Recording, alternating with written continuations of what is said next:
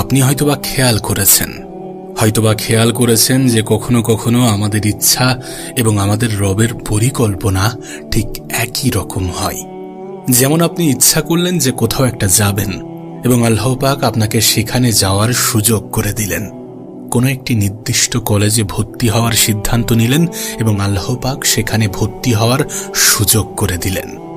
আপনি দ্রুত গ্রাজুয়েট হওয়ার সিদ্ধান্ত নিলেন, দ্রুত চাকরি পাওয়ার ইচ্ছা প্রকাশ করলেন এবং আল্লাহ পাক সেটা করে দিলেন। এগুলোর অর্থ কি জানেন? এগুলোর অর্থ আমাদের পরিকল্পনা এবং রবের ইচ্ছা ঠিক একই রকম ছিল। আমাদের প্ল্যান এবং রবের পরিকল্পনা ঠিক একই রকম ছিল। ঠিক একই রকমভাবে কখনো কখনো আমাদের পরিকল্পনা এবং রবের পরিকল্পনা এক হয় না। আপনি হয়তোবা ভাবছিলেন যে আপনি জব করবেন 10 বছর ধরে, কিন্তু আপনাকে সেই কোম্পানি থেকে 3 বছর পরে বাদ দেয়া হলো। আপনি কোনো কলেজ ইউনিভার্সিটিতে ভর্তি হওয়ার আবেদন করলেন, আপনি যোগ্য, অনেক ভালো স্টুডেন্ট, কিন্তু তারপরেও ভর্তি হতে পারলেন না। হয়তোবা আপনি কিছু পেতে চাইছেন, সেটা আপনার খুবই পছন্দের, কিন্তু সেটা আপনি পেলেন না।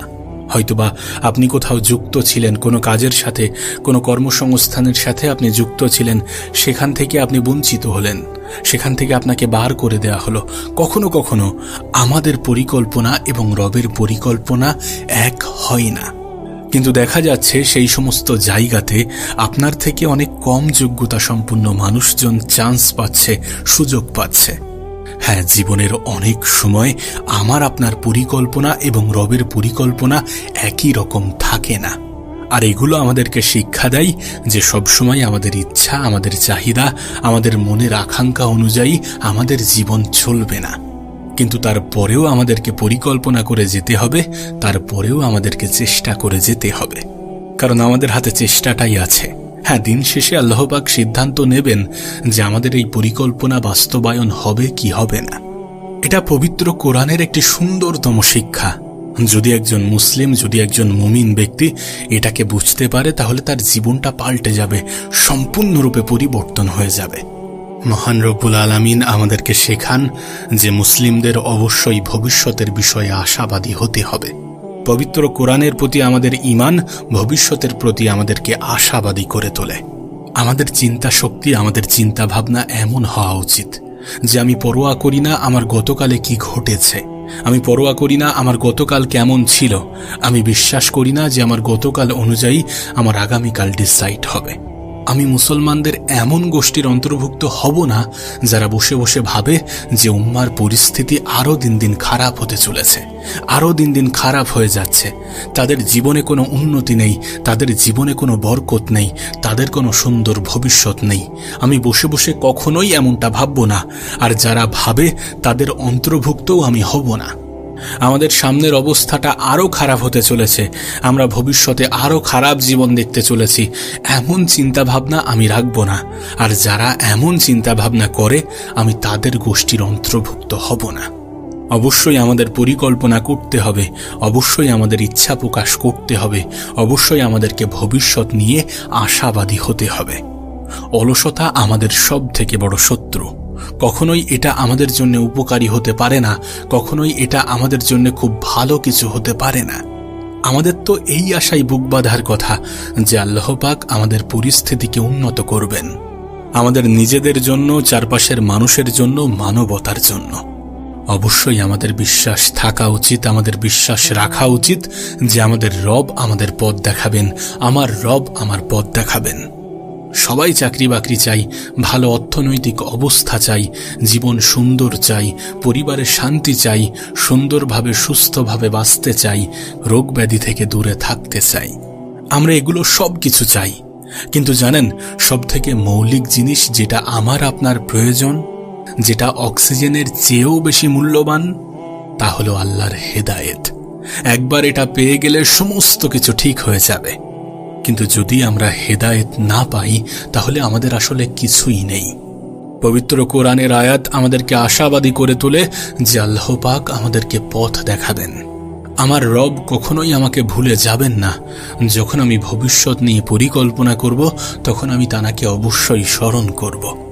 আমরা ইনশাআল্লাহ বলার মাধ্যমে আমাদের রবকে স্মরণ করি, কোনো কিছুর পরিকল্পনা করার সময় আমরা যখন বলি যে ইনশাল্লাহ এটা হবে, এটা করব, এটা চেষ্টা করব, এটা করা যেতে পারে, এটা দেখা যেতে পারে, এটা করলে ভালো হয়, যখন আমরা এমন চিন্তা করি এবং তার সাথে ইনশাল্লাহ শব্দটা যুক্ত করি, তখন আমরা আমাদের রবকে স্মরণ করি। আর আমাদের রব আমাদেরকে বলেন যে তোমরা আমাকে স্মরণ করো, আমিও তোমাদেরকে স্মরণ করব।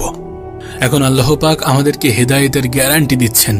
আমাদের বোঝার জন্য এখানে খুবই গুরুত্বপূর্ণ একটা বিষয় আছে, একটা ব্যাপার আছে। সারা বিশ্বের যে কোনো প্রান্তে আপনি যান না কেন, একটি প্রশ্ন বারবার রিপিট হয়। সবার মনে একই ধরনের প্রশ্ন যে ইসলামের এত বেশি দলমত রয়েছে, কোরআনের ব্যাখ্যায় এত বেশি ভিডিও পাওয়া যায়, কেউ এটা বিশ্বাস করে, কেউ ওটা বিশ্বাস করে। এই হুজুর অমুক ফতোয়া দেয়, ওই হুজুর অমুক ফতোয়া দেয়। আমি কি এই হুজুরকে মানব নাকি ওই হুজুরকে মানব? কেউ বলে এটা হালাল, কেউ বলে এটা হারাম। আমি কিছুই জানি না। সবকিছু কেমন জানি বিভ্রান্তির মধ্যে আছে। এত বেশি দলমত, আমি কিভাবে হেদায়েত পাব? আমি কিভাবে জানব যে আমি সঠিক বিষয়টাই অনুসরণ করছি? কিভাবে জানব? আমার পক্ষে তো এত বেশি তথ্য প্রসেস করা সম্ভব নয়। আর এটা সত্য, এটা বাস্তব যে আমরা এখন অতিরিক্ত তথ্যের যুগে বসবাস করছি। প্রতিনিয়ত এত বেশি মত এবং তথ্যের সাথে পরিচয় হচ্ছি, এমনকি ইসলামের ভিতরেও। আমরা একই এলাকার হওয়া সত্ত্বেও আমি যেভাবে ইসলাম শিখেছি বা আপনি যেভাবে ইসলাম শিখেছেন, হয়তোবা সেটা 8-10টা মানুষের থেকে আলাদা। যেসব শিক্ষক আপনি পেয়েছেন, যে পরিবেশে আপনি মানুষ হয়েছেন, যে স্কুলগুলো থেকে আপনি শিখেছেন, তা আপনার পাশের ব্যক্তির থেকে একেবারেই ভিন্ন। তাই কোনো মানুষ সহজেই বিভ্রান্ত হয়ে যেতে পারে যে কিভাবে আমি বুঝব যে আমি সঠিক ইসলাম অনুসরণ করছি। কোরআনের আয়াতই আমাদেরকে প্রমাণ দেয়। আমি কারোর হেদায়েতের নিশ্চয়তা দিতে পারি না, ইউটিউব কারোর হেদায়েতের নিশ্চয়তা দিতে পারে না, গুগল কারোর হেদায়েতের নিশ্চয়তা দিতে পারে না, এবং কোনো মানুষও কারোর হেদায়েতের নিশ্চয়তা দিতে পারে না। এটা আমাদের আশা যে আমাদের আল্লাহ পাকই আমাদের হেদায়েতের নিশ্চয়তা দেবেন। হেদায়েত অন্য কোথাও থেকে আসতে পারে না। আপনার কাছে অনেক তথ্য আসতে পারে বা আপনি তথ্যের সাগরে ডুবে থাকতে পারেন, কিন্তু হেদায়েতের নিশ্চয়তা একমাত্র মহান রব্বুল আলামিনই দিতে পারেন। আল্লাহ আপনাকে কতটা হেদায়েত দেবেন সেটা নির্ভর করে আপনি কতটা হেদায়েত চান সেটার উপরে, অন্য কারোর কাছে নয়। একবার আল্লাহ পাকের কাছে সঠিক রাস্তা চাওয়ার পরে আপনাকে আর বিচলিত থাকতে হবে না। আপনি নিশ্চিত থাকুন যে আল্লাহ পাক আপনাকে সঠিক পথ দেখাবেন। বিশ্বাস করুন, তিনি কাউকে ফিরিয়ে দেন না। আল্লাহ পাকের কাছ থেকে হেদায়েত পাওয়া অতটাও কঠিন নয়। না, এটা কঠিন নয়। আল্লাহ পাক হেদায়েতের পথ খোলা রেখেছেন যারা হেদায়েত চান তাদের জন্যে। আমাদেরকে শুধু সেই সকল মানুষের অন্তর্ভুক্ত হতে হবে। আমাদেরকে শুধুমাত্র আমাদের রবের উপরে বিশ্বাস রাখতে হবে। বিশ্বাস রাখতে হবে যে তাঁর পরিকল্পনা এবং আমাদের ইচ্ছা একই রকম নাও হতে পারে। বিশ্বাস রাখতে হবে যে তিনি আমাদের জন্য যেটা করেন বা যতটুকু করেন সেটা নিঃসন্দেহে আমাদের ভালোর জন্য করেন। বিশ্বাস রাখতে হবে যে পৃথিবীতে যখন আপনাকে সবাই ছেড়ে চলে যাবে, তখন আপনার রব আপনার সঙ্গ দেবেন। নিঃসন্দেহে যার কেউ নেই, তার এই পৃথিবীতে রব আছেন, আল্লাহ আছেন।